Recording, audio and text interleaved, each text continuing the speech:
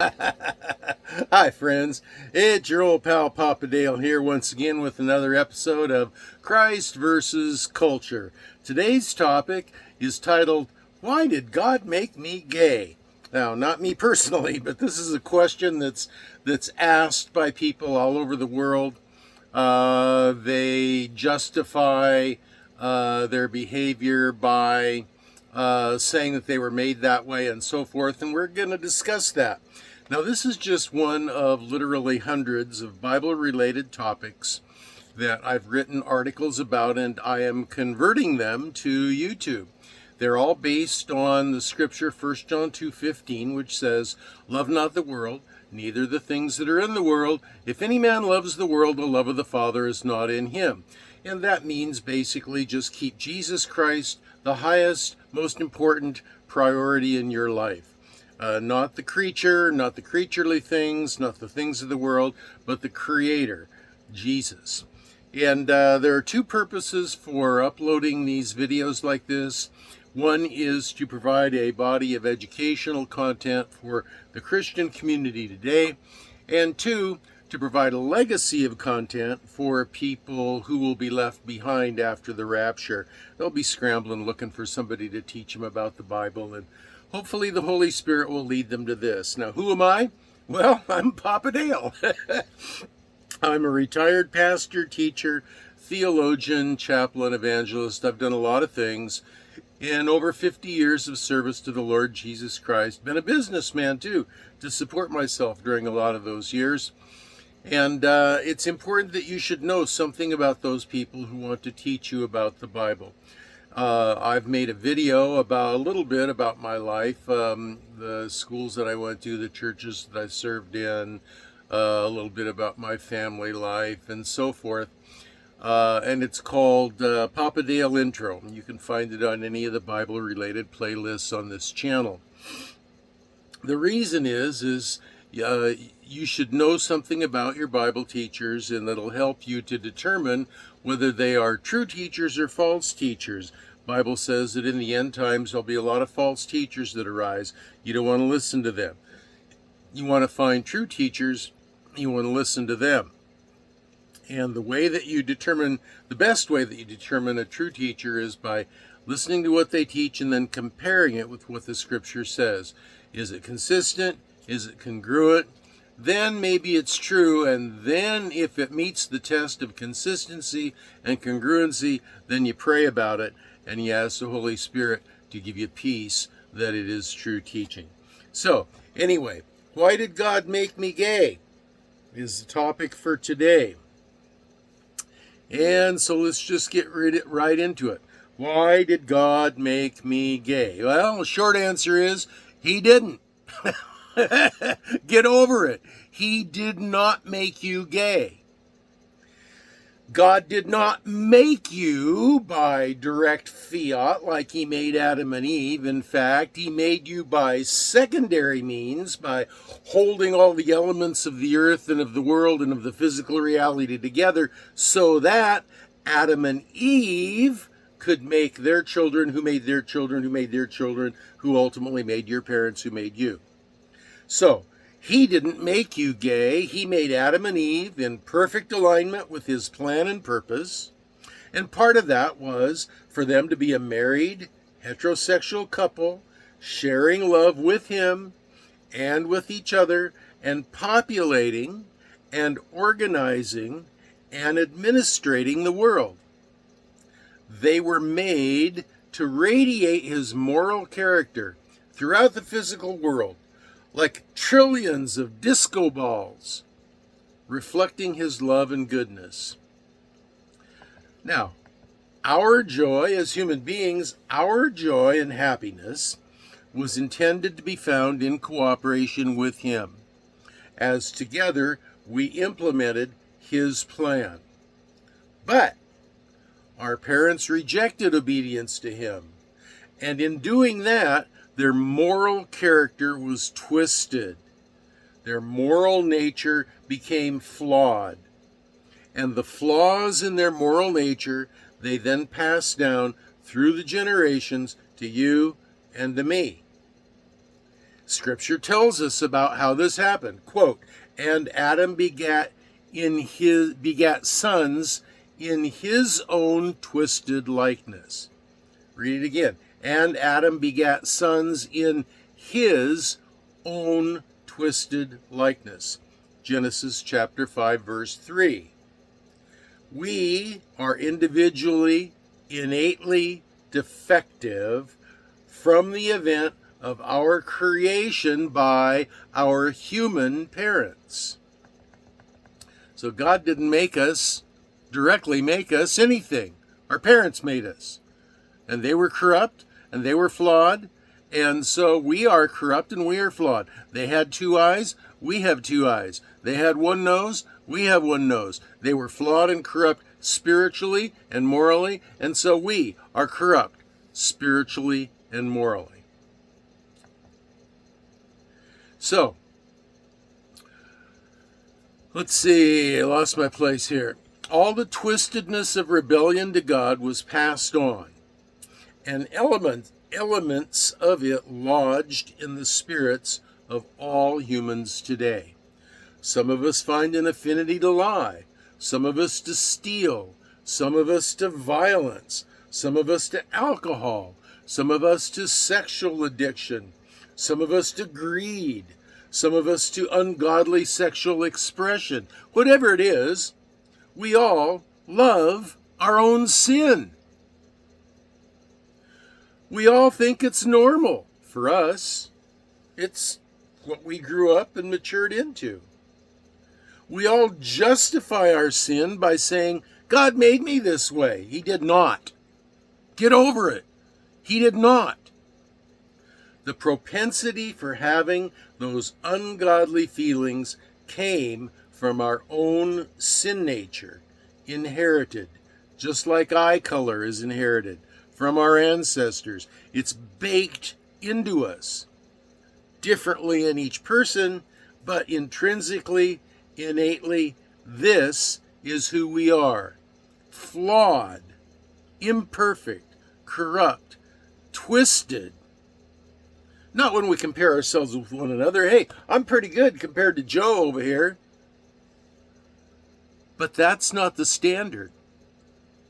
The standard for being allowed eternal life with God is perfection. Are you perfect? Didn't think so. Now, this is what we each individually must be saved from. God expects us to return to the perfection that He first created in us, in our ancient ancestors. Let me read that again. God expects us to return to the perfection He created our first ancient ancestors to have. Perfect trust, perfect belief in Him, and in His love for us. We can't do that for ourselves. He must do it for us. Our personal joy and happiness is not to be found in self-satisfaction or self-pleasure, but the joy of synchronous harmony with the great conductor, Yahweh. The alternative is that He must reject us for the sake of peace and safety of everyone else. See, we are eternal creatures right now, you and I. We are eternal creatures who, if we were admitted into His kingdom as we are, we'd ruin it if we remained in rebellion. A team will just fall apart into chaos if each members of a baseball team or a football team just do whatever they want to do. An orchestra will not be successful if every member simply marches to their own beat and plays in their own key. Chaos into eternity and infinity would be like living in the most disease-ridden and violent, worst garbage dump of the worst ghetto in world history, and growing worse in every moment, endlessly, in danger, forever, in torment, because we chose it for ourselves. Why'd we choose it for ourselves? We're arrogant, we're ignorant, we're flawed. And it's a real shame because God gives us the escape as a free gift. Jesus already paid the price. Our only part in it is to believe. Yahweh is very patient. However, and all of human history has been his process of helping us to get untwisted and to achieve that righteousness so that we could share eternity with him.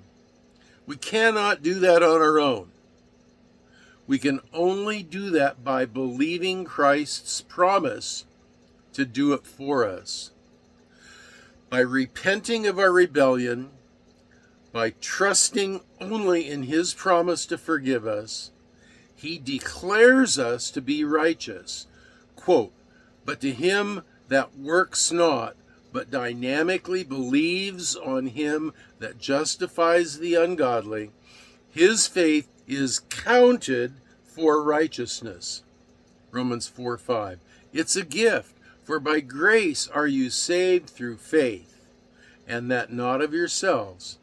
It is a gift of God, Ephesians 2:8. Now, it doesn't matter what you've done in rebellion to him. You could have been the worst of the worst of the worst, even by human standards. It doesn't matter how long you've been doing it. He's ready to forgive you right now, this minute, and declare you to be spiritually righteous. Just repent of your rebellion. Ask for his forgiveness. Commit to believing in Jesus as your Savior and following him as best you can from now on. That's all. It's really simple. And yet, people want to make it so difficult. Oh, it's so hard. Christians just want to put me in a straitjacket. Well, no. There's liberty in Christ. Those people who want to put you in some kind of a straitjacket, I would argue, are not displaying Christian love. They're trying to handcuff you. That's not what Jesus does. Jesus liberates you. He takes the handcuffs of sin off of you and gives you freedom to live life as he intended for you to be able to live it, in the greatest sense of joy and happiness and fulfillment. Have you ever bought something brand new, a brand new car maybe, or a brand new computer or something, and man, you were just so excited, you were just in love with it? Or maybe you've had the experience of having a girlfriend, or you got married, and man, it was just exciting. It was just outrageously wonderful. And as time went on, you became accustomed to that thing that you bought or that relationship that you had. You get used to it, and it's not as exciting as it once was. And time goes on, and it's less exciting. Time goes on, and it's less exciting. You see, that is the nature of the fallen flesh, to become accustomed to things and to not find excitement or joy in them anymore. But the mercies and the joy of the Lord go on forever. Why? Because he is infinite. He is eternal. He goes on forever. He is so vast, so deep, so filled with wonder that every moment of every day will be a new joy and a new wonder. You won't have time to grow weary or accustomed of something. It's going to be this wonder and that wonder and this joy and that joy. You are going to be so filled with happiness and excitement about this ongoing, continuing relationship with Yahweh the Creator, it's going to be astonishing. So I counsel you to seriously consider trusting in the Lord Jesus Christ, because his joy, his mercy go on forever and ever and ever and ever, and he allows you to be a part of that. In fact, it gives him joy to see your joy at your new discoveries in him. So those are my comments for this particular lesson. Why did God make me gay? Short answer, he didn't. And he didn't make anybody to be a thief, or anybody to steal anything, or anybody to be greedy, or anybody to be a mean person either. That's just one of the flaws that got baked into the human spirit in the beginning and is passed on from generation to generation to generation. One of those just happens to be a propensity to be same-sex attracted. And just like every other flaw in the human spirit, you need to overcome that with the power of the Lord Jesus Christ, by being born again and by living for Christ rather than living for your own pleasure and your own satisfaction. So, that's my last comments on this topic. If you have comments, questions, or prayer requests, you can leave them down below. If you want to get really lengthy and wax eloquent, then there's a link to my Facebook page below. Take it over to Facebook, and we'll talk about it in more detail. And if you want to slow things down a bit, there's a link to these lesson notes that you can look this lesson over a little more slowly and carefully. So, the next video, I don't know what it's going to be. I know if the Lord doesn't take me home and if the rapture doesn't happen, I plan to upload another one. And until then, I won't see you, but when that video gets uploaded and you play it, I will see you. And until that time, this is your old pal Papa Dale signing off and saying, I will be praying for all y'all, everybody, everywhere that's watching this video. I'm going to turn it off and I'm going to pray for you right now. And that's that you will be well and that you will be blessed. I almost forgot what the second one was. Well and blessed. Well and blessed.